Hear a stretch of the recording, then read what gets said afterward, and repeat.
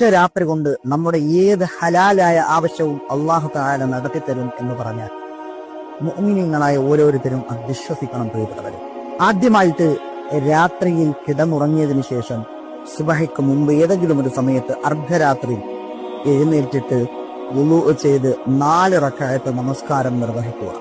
ഓരോ റക്അത്തിനും സൂറത്തുൽ ഫാത്തിഹയും അതിനുശേഷം 10 ആയത്തുൽ കുർസി വീതം ഓതുക. ഒരു റക്അത്തിൽ 10, അങ്ങനെ 4 റക്അത്തിൽ 40 ആയത്തുൽ കുർസി പാരായണം ചെയ്യുക. ഈ 40 ആയത്തുൽ കുർസി ഓതിയതിനു ശേഷം നമസ്കാരം പൂർത്തീകരിക്കുക. നമസ്കാരം സാധാരണ റുക്കൂ സുജൂദൊക്കെ ചെയ്ത് നമസ്കാരം പൂർത്തീകരിക്കണമല്ലോ. അങ്ങനെ സാധാരണ നിസ്കാരം പൂർത്തിയാക്കിയതിനു ശേഷം ദുആ ചെയ്യുക.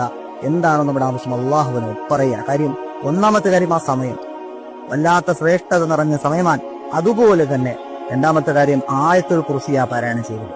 40 ആയത്തുൽ കുർസി അള്ളാഹു ഉറപ്പായും ആ സമയത്ത് നമ്മൾ എന്ത് ചോദിച്ചാലും തരും എന്നുള്ളതാണ്. ഒരൊറ്റ